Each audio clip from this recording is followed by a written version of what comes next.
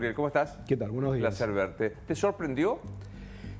Las encuestas daban una elección muy peleada que podía salir para cualquiera de los dos lados, entonces no sería muy lógico hablar de sorpresa por el resultado, pero si lo miramos ya más cualitativamente y no solo cuantitativamente, el hecho de que ahora vaya a haber un republicano a partir de enero en la Casa Blanca que controla también la Corte Suprema, porque hay 6 jueces nombrados por republicanos, solo 3 jueces nombrados por demócratas.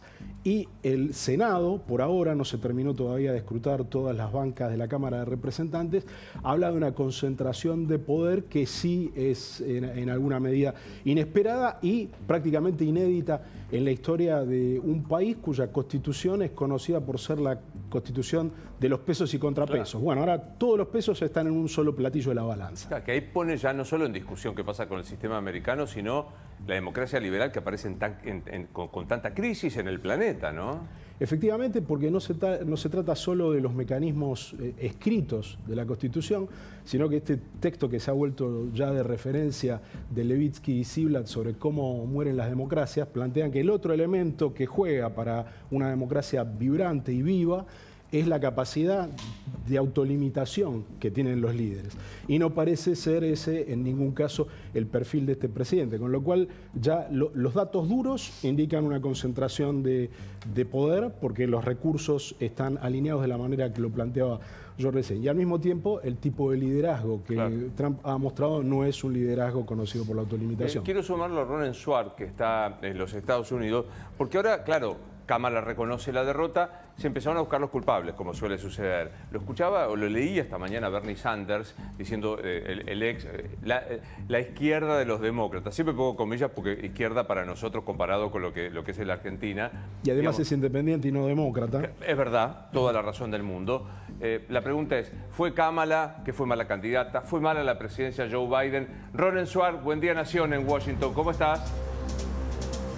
¿Cómo estás, Luis? También saludo al invitado. Sí, básicamente fueron varios los factores, no fue uno solo. Obviamente que hoy no podemos decir qué pasó, qué fue exactamente lo que pasó para que se pierda esta elección, pero sí hubo muchos errores, ¿no? El primer error fue haber tratado de comenzar la campaña con el presidente, en realidad, Joe Biden, como candidato. O se hubiese anunciado antes o se hubiese mantenido, aunque sea hasta el final. Muchos dijeron, o ahora hablan de que podía haber mantenido esa cantidad de votos que pierde Kamala Harris, los podría haber sostenido o haber tenido Joe Biden. Claro, obviamente que son todas hipótesis, esto lo estamos hablando después de la elección en la cual, obviamente en este caso, Donald Trump logró un número significativo, pero son varios, ¿no? Los Obama también, ¿qué responsabilidad han tenido? Porque ellos apoyaron mucho, en un principio a Joe Biden, en un momento empezaron, incluso hubo, porque ellos son muy amigos entre sí con el matrimonio Joe Biden, en un momento no se hablaban más, o sea, ni el presidente con el expresidente, a pesar de que había sido casi el sostén de todo el trabajo de estos 4 años de gobierno, o sea, hubo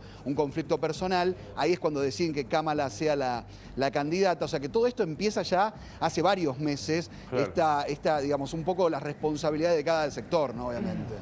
Gabriel, tomando la prevención que muy bien señala Ronen, es muy difícil en lo cual tener una exactitud. ¿Qué fue lo que más influyó? ¿La economía, este desplazamiento inflacionario que los americanos no estaban acostumbrados, que la oferta de Kamala llegó tarde porque Biden se baja? ¿Qué fue? Es una combinación de todos esos factores. Primero hay que decir que Trump pasó los últimos 4 años haciendo campaña, incluyendo cuando estaba sentado en el banquillo de los acusados en los múltiples procesos que se le siguen. Fue una campaña electoral continua que duró 4 años. Kamala Harris está haciendo campaña desde agosto. O sea, frente a un presidente, un expresidente que tuvo desde el primer día fuera del gobierno como objetivo ser candidato 4 años, después se le opuso una candidatura demócrata a la que se le dieron 3 meses para mostrarse frente a los estadounidenses. Y en eso hay que señalar que así como Trump sacó todo el jugo de los 4 años que no estuvo en el poder para proyectarse como candidato en esta elección, Kamala Harris fue una muy buena candidata, pero fue una vicepresidenta bastante deslucida. Con lo cual realmente ella no pudo aprovechar sus 4 años, sino que tuvo que tratar de sacar el máximo de 3 meses de una campaña muy disciplinada, muy energética, muy organizada, pero que no alcanzó contra eso. La economía jugó, por supuesto, un papel paradójico, porque si vamos a los números de la economía, recién uno de los números que mostraba Pancho hablaba de una inflación anual acumulada en nuestro país de 122,1%. Bueno, en Estados Unidos la inflación anual este año es del 2,1%. Es el país con más fuerte crecimiento económico de todos los países desarrollados en este momento. Una situación realmente envidiable. ¿Pero qué jugó? La experiencia traumática de la inflación, algo obviamente incomprensible para nosotros. Entendían. Ayer lo decíamos, el galón de leche aumentando de 1,25 a 2,25 fue un escándalo para los americanos. Y como viene sucediendo en prácticamente todos los países del mundo, sobre todo desde la crisis del petróleo en el 73, las crisis son muy sufridas por los que están más abajo y la recuperación de la crisis siempre es desigual. Y los que la sufrieron más son los que tardan más en recuperarse. Entonces, eso creó un subsuelo de insatisfacción que Trump supo explotar muy bien. Ronen, ¿qué se huele en la sede de la casta, para usar términos argentinos, que es Washington, el lugar que es más del sistema, se suponía que era más pro Harris?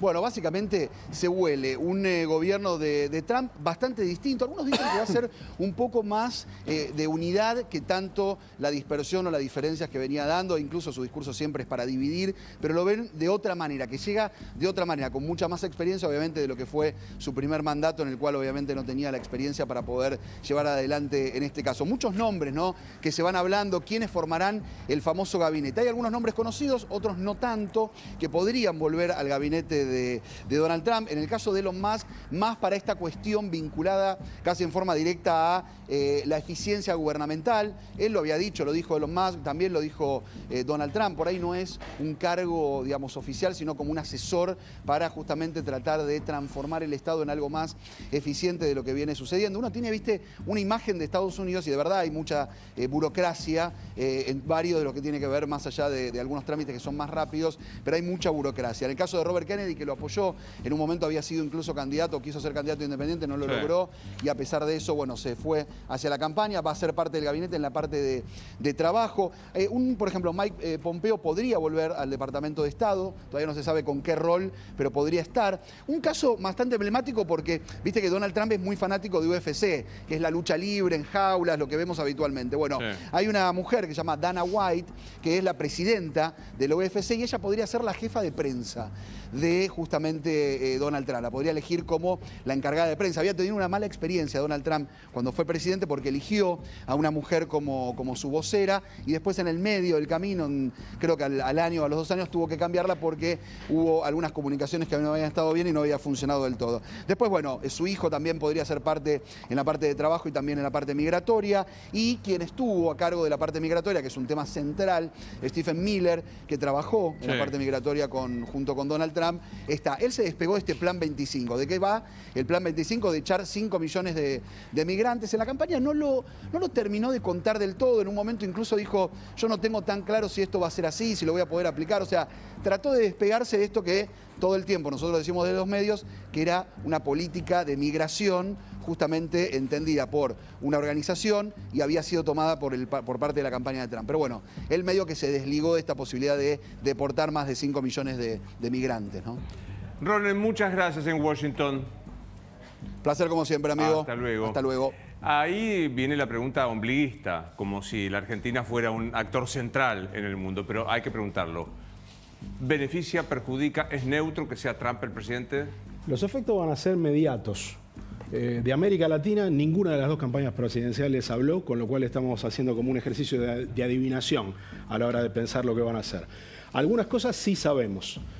Trump dijo más de una vez durante la campaña que la palabra más hermosa del idioma inglés es aranceles. Eso es malo para cualquier país que necesite exportarle a los Estados Unidos. Y cuando Trump dice esto, está diciendo que está dispuesto incluso a pelearse con los aliados más cercanos de los Estados Unidos. Entonces, si en función de esta política exterior, que está muy imbuida de las ideas que en el siglo XVIII y XIX tenían los mercantilistas, ¿no? Que creían que el comercio internacional era un juego de suma cero y no un juego de suma positiva. Si hasta los aliados más cercanos de Estados Unidos se están preparando para sufrir su política comercial, creo que en el plano comercial encaramos una etapa que puede ser complicada para la Argentina. La otra cuestión es cómo se van a ordenar los flujos de inversión con esta nueva realidad. Y yo creo que Trump tiene como único adversario a China. Va a reeditar con mucha probabilidad la guerra comercial, pero también va a buscar condicionar los flujos de inversión para que se centren más en Estados Unidos y que Estados Unidos funcione como una especie de aspiradora para lo que se llama el nearshoring, para que todos los capitales que se deslocalizaron vuelvan. Esta idea de America First, que estuvo muy presente en toda la campaña, hace que vayamos a un mundo probablemente más cerrado y que está en las antípodas de las ideas de libre comercio que tiene el gobierno argentino. Entonces, más allá de las simpatías personales, que son obvias, y las manifestaciones de admiración del presidente argentino respecto del presidente electo de los Estados Unidos, me parece que vienen condiciones complicadas. Vos lo decías, Argentina no es un actor predominante en el sistema internacional, es un actor de cierta importancia, porque por supuesto somos la 24ª economía del mundo, formamos parte del G20. En ese contexto somos uno de los países que necesitan que en el mundo haya reglas, porque eso es lo que permite compensar nuestra falta de poder militar, nuestras crisis económicas endémicas. No vamos a un mundo con más reglas, vamos a un mundo que el New York Times dice hoy, Trump preparado para arrasar con el orden internacional. Y me parece que eso crea condiciones complicadas para la Argentina. Placer siempre. Gracias por la invitación. En el exterior sigue estando Cristian Martin, más precisamente en Gran Bretaña. Buen día, Nación, señor. ¿Cómo estás?